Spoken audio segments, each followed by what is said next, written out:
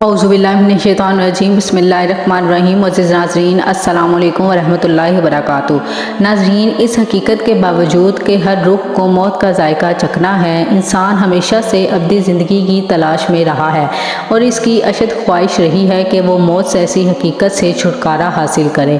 हमेशा जवान और हयात रहने की तमन्ना में इंसान ऐसे किसी चश्मे की तलाश में रहा है कि जिसका पानी हयात अबदी हासिल हो सके। बेशुमार किस्से, कहानियों और दास्तानों में इस चश्मे आब हयात का जिक्र मिलता है। नाज़रीन, आब हयात दरअसल फ़ारसी ज़ुबान का लफ्ज़ है जिसके मायने आब बका, आब दवाम या आब अमर के हैं। आब हयात के मुतल्लिक़ ये ख़ासियत बयान की जाती है कि जो इसे पिएगा, जो इसमें गुस्ल करेगा, इसे हयात दायमी या बक़ाए दवाम हासिल हो जाएगा। आब हयात का तसव्वुर बहुत कदीम है। नाज़रीन, इस्लाम से कबल भी फ़ारसी अदब की मुख्तलिफ़ दास्तानों में आब हयात का तज़किरा मिलता है।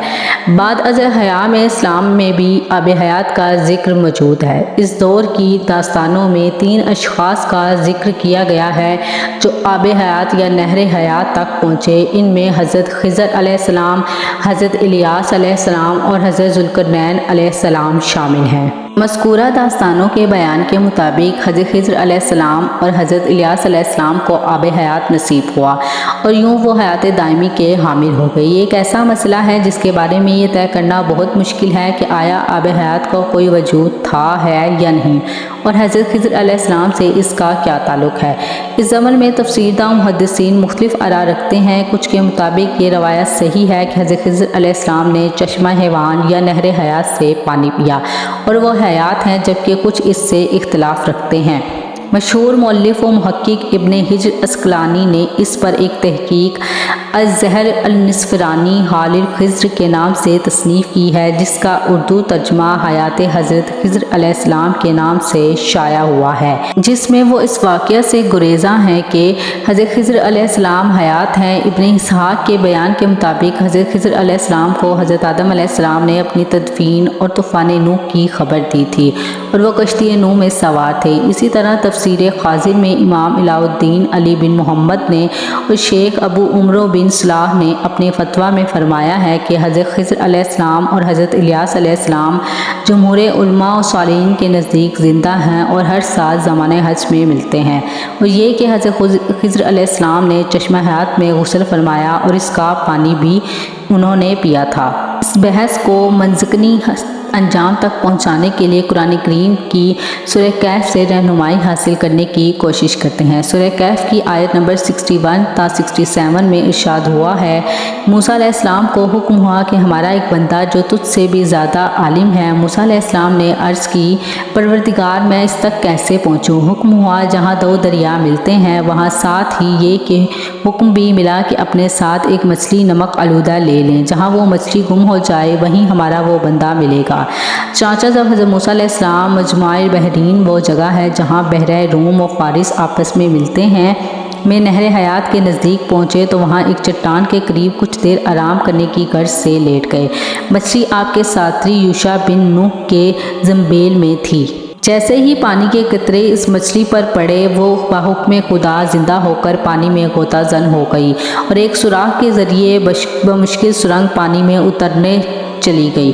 जब हज़रत मूसा अलैहिस्सलाम यहाँ से रवाना होकर दूर चले गए तो यूशा से कहा, मुझे भूख लगी है, वो मछली ले आओ। यूशा ने कहा, वो मछली तो जहाँ हम आराम किया था वहीं अजब अंदाज से जुस लगाकर पानी में गायब हो गई और आपको बताना मुझे शैतान ने भुला दिया था। हज़रत मूसा अलैहिस्सलाम ने कहा, बस वापस चलो, हमें तो उसी जगह की तलाश थी। जब आप वापस लौटे तो देखा कि एक बंदा खुदा वहाँ बैठा हुआ है। आप अलैहिस्सलाम ने बाद सलाम कहा कि मैं मूसा हूँ, बनी इसराइल का नबी।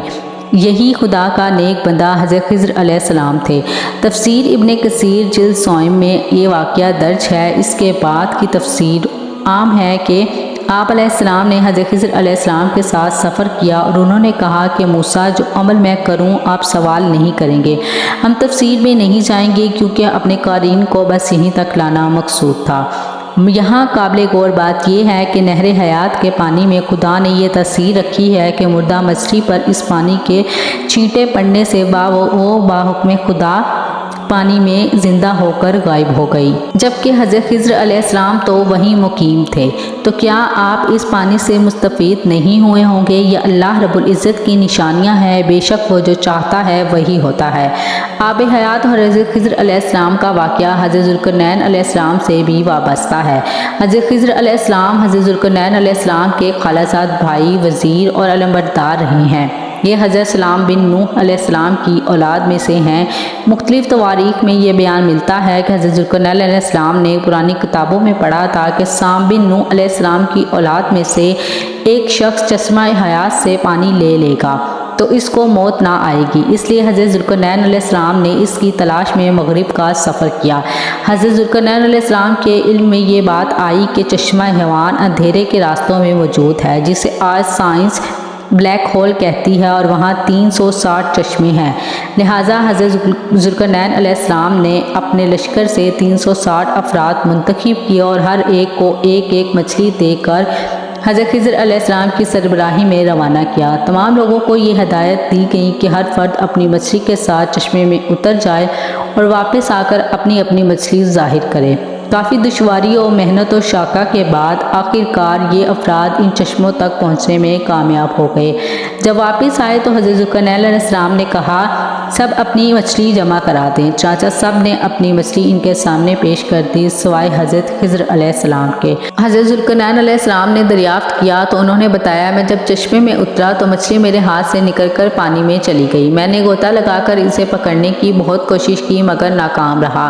حضرت ذوالقرنین علیہ السلام نے کہا، وہ پانی آپ کے مقدر میں تھا۔ تفسیر ساوی کے مطابق حضرت ذوالقرنین علیہ السلام حضرت ابراہیم خلیل اللہ علیہ السلام کے دست حق پرست پر اسلام قبول کر کے مدتوں ان کی صحبت میں رہے، اور حضرت ابراہیم خلیل اللہ علیہ السلام نے ان کو کچھ وصیتیں بھی فرمائی تھی۔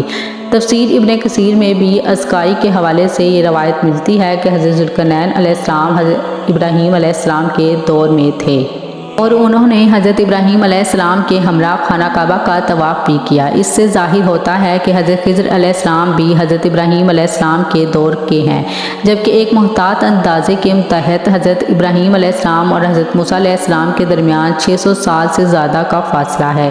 ان تمام حوالہ جات سے یہ نتیجہ سامنے آتا ہے کہ حضرت خضر علیہ السلام کو یا تو عمر طولانی دی گئی ہے یا پھر وہ باحکم خدا زندہ ہے، واللہ اعلم۔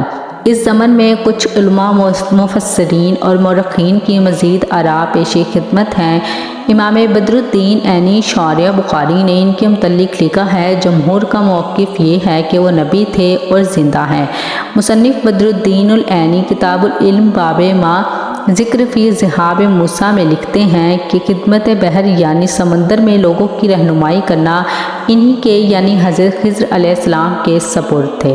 اسی طرح تفسیر خازن میں ہے کہ اکثر علماء مشائخ کا اس بات پر اتفاق ہے کہ حضرت خضر علیہ السلام زندہ ہیں۔ شیخ ابو عمر بن صالح نے اپنے فتوے میں فرمایا ہے کہ حضرت خضر علیہ السلام جمہور علماء و صالحین کے نزدیک زندہ ہیں۔ یہ بھی کہا گیا ہے کہ حضرت خضر و الیاس دونوں زندہ ہیں اور ہر سال زمانہ حج میں ملتے ہیں۔ یہ بھی اسی میں منقول ہے کہ حضرت خضر علیہ السلام نے چشمہ حیات میں غسل فرمایا اور اس کا پانی بھی پیا۔ ایک روایت ہے کہ حضرت عمر علیہ السلام کسی کی نماز جنازہ پڑھانے والے تھے کہ ایک آواز سنائی دی، ابھی ٹھہر جائیے چاچا، جب تک وہ آنے والا نہیں آیا آپ رضی اللہ تعالیٰ عنہ رکے رہے۔ بعد میں جب لوگوں نے دریافت کیا، آپ رضی اللہ تعالیٰ عنہ نے کہا کہ وہ حضرت خضر علیہ السلام تھے۔ تاریخ ابن کثیر جلد اول سے یہ قصہ لیا گیا ہے۔ دنیا کی الگ الگ تہذیبوں اور علاقوں میں آب حیات یعنی فاؤنٹین آف یوتھ نامی اس چشمے کا ذکر ملتا ہے۔ آب حیات کو آبشار، جھرنا، جھیل کا کسی تالاب کی شکل میں تصور کیا جاتا ہے۔ شروعات سے ہی دنیا میں کچھ ایسے لوگ رہے ہیں جو کافی امیر اور طاقتور تھے۔ ان لوگوں کو ہمیشہ ہی زندگی کے ختم ہو جانے کا ڈر رہتا تھا کہ کہیں وہ بوڑھے نہ ہو جائیں، اس لیے ایسے لوگوں نے زمانہ قدیم میں اپنی بڑھتی ہوئی عمر کو روکنے اور اسے پیچھے لے جانے کے طریقوں کی تلاش کرنے کی کوشش کی، جن میں عہد وابستہ के मशहूर बादशाह और जर्नैल शामिल हैं। तारीख में आब हयात का सबसे पहला जिक्र कदीम यूनान के मशहूर तारीखदां हेरोडोटस की तहरीरों में मिलता है। हेरोडोटस ने अपनी किताब हिस्टोरिया में अफ्रीका में आबाद एक कदीम कबीले का जिक्र किया है जिन्हें मैक्रोबियन कहा जाता है। ये नहायत ही ताकतवर, जवान, लंबी और खूबसूरत लोग थे जिनकी उम्र कम से कम 120 साल होती थी। इसके बावजूद वो जवान दिखते थे। हेरोडोटस के मुताबिक मैक्रोबियन सहरा, रेगिस्तान और अफ्रीका के शुमाली इलाकों में आबाद थे। मैक्रोबियन की सरजमीन एक ख़ास किस्म का चश्मा बहता था और ये चश्मे का पानी ही इन लोगों की लंबी उम्र का राज था। हेरोडोटस ने लिखा कि यूनान का बादशाह जब मैक्रोबियन की सरजमीन पर पहुंचा तो इन लोगों ने वो चश्मा दिखाया जिसमें वो नहाने के बाद बादशाह का जिस्म नहायत चमकदार और चिकना हो गया और इसके जिस्म से एक ख़ास किस्म की खुशबू आने लगी। इस चश्मे का पानी इतना कमज़ोर था कि इसमें कोई चीज़ तैर ना सकती थी, ना लकड़ी और ना ही कोई और हल्की चीज़। हेरोडोटस लिखता है कि शायद मैक्रोबियन की लंबी उम्र की वजह इस चश्मे के पानी का मुसलसल इस्तेमाल है। आब हयात का जिक्र इस्लामी किताबों में भी मौजूद है। द अलेक्जेंडर रोमैंस नामी फ़ारसी तसनीफ़ जो दुनिया की सबसे बड़ी सल्तनत कायम करने वाला बादशाह सिकंदर आज़म के सफ़र के मुतल्लिक़ लिखी गई है। इन तहरीरों में भी आब हयात का जिक्र मिलता है जिसमें बताया गया है कि सिकंदर आज़म अपने सिपाहियों के हमरा चश्मा हयात तक की तलाश में निकला था और लंबे सफ़र के दौरान वो इस तारीख सरजमीन के करीब जा पहुंचा। कहा जाता है कि जब सिकंदर अपने सिपाहियों के साथ इस तारीख वादी में पहुंचा तो इसे एक नदी मिली। इसने इस नदी के किनारे पर आव डाला और इसने खाने के लिए मछलियों और परिंदों को पकड़ा, लेकिन जब सिपाहियों ने इस नदी के पानी से परिंदों को धोया तो वो दोबारा जी उठे और वहाँ से उड़ गए। सिकंदर आज़म का मानना है कि वो नदी जन्नत की किसी नदी से बहकर इस ज़मीन पर आ रही है, इसलिए इसमें ज़िंदगी देने की ताकत और कुदरत मौजूद है। इस पानी को सिकंदर ने पिया या नहीं और वो सरजमीन कौन सी थी इसके मुतल्लिक़ तारीख खामोश नज़र आती है। इसी तरह एक लातीनी स्याह जॉन मंडविला की किताब the travels of sir John Mandeville में भी चश्मा हयात का जिक्र मिलता है जिसके मुताबिक हिंदुस्तान के जनूबी इलाकों में मौजूदा कोलाम यानी मालेबार जजीरों में एक पहाड़ी सिलसिला है और इसी मुकाम पर आब हयात का वो चश्मा मौजूद है। अपनी तसनीफ़ में जॉन मंडविला ने लिखा है, सफ़र के दौरान जब वो कोलाम के इलाकों में पहुँचे तो वहाँ उन्हें एक ऐसा कुआँ मिला जिसमें मुख्तलिफ मसालों की खुशबू आती थी और ये खुशबू हर घंटे बाद बदल जाती थी। मुकामी लोगों के मुताबिक इस कुएं के पानी से बीमारियां ठीक होती थीं और इसका पानी पीने रहने से इंसान बहुत लंबे अरसे तक जवान रहता था, जिसे वेल ऑफ यूथ कहा जाता था। 11वीं सदी में आब हयात की कहानियाँ फिर से तब शुरू हुई जब साल 1165 ईस्वी में प्रिस्टन जॉन ने बाज़े मतीनी बादशाह को एक ख़त लिखा जिसमें उन्होंने अफ्रीका के एक इलाके का जिक्र किया जिसके मुताबिक इथोपिया के करीब वाटर ऑफ फाउंटेन यानी चश्मा था जिसके पानी में ये खासियत थी कि इसमें नहाने वाले शख्स की उम्र 30 साल की हो जाती है, ख्वाह वो कितना ही बूढ़ा क्यों ना हो। यूहन्ना के मुताबिक फिर उसने मुझे बलौर की तरह चमकता हुआ आब हयात का एक दरिया दिखाया जो खुदा के तख्त से निकलकर इस शहर के दरमियान में बहता था और इस दरिया के पास ज़िंदगी का दरख्त था। किताब यूहन्ना के मुताबिक जो शख्स भी आब हयात के इस चश्मे में दाखिल होगा इसके जिस्म में मौजूद हर तकलीफ़ और हर ज़ख्म ठीक हो जाएगा। जबकि एक नज़रिया ये है कि आब हयात ज़ेर ज़मीन यानी अंडरग्राउंड दुनिया में मौजूद है। कई सियाहों ने ज़ेर ज़मीन दुनिया को खोजने के दावे भी किए, लिहाजा मुमकिन है कि आब हयात ज़मीन के अंदर किसी मुकाम पर मौजूद हो ता क़यामत इसे इंसानी नज़रों से छुपा दिया गया हो। इसी उम्मीद के साथ कि आपको हमारी वीडियो अच्छी लगी होगी और अगर आपको हमारी वीडियो अच्छी लगी तो हमारे चैनल को ज़रूर सब्सक्राइब करें और बेल आइकन के बटन को भी दबा दीजिएगा ताकि हर नई आने वाली वीडियो आप लोगों तक पहुँच सके और इस वीडियो को अपने दोस्तों और रिश्तेदारों के साथ भी ज़रूर शेयर करें। इसी के साथ मैं आप लोगों से इजाज़त चाहती हूँ। अपना और अपने प्यारों का बहुत ख्याल रखें और अल्लाह और उसके रसूल सल्लल्लाहु अलैहि वसल्लम से बहुत मोहब्बत कीजिएगा। खुदा हाफिज़।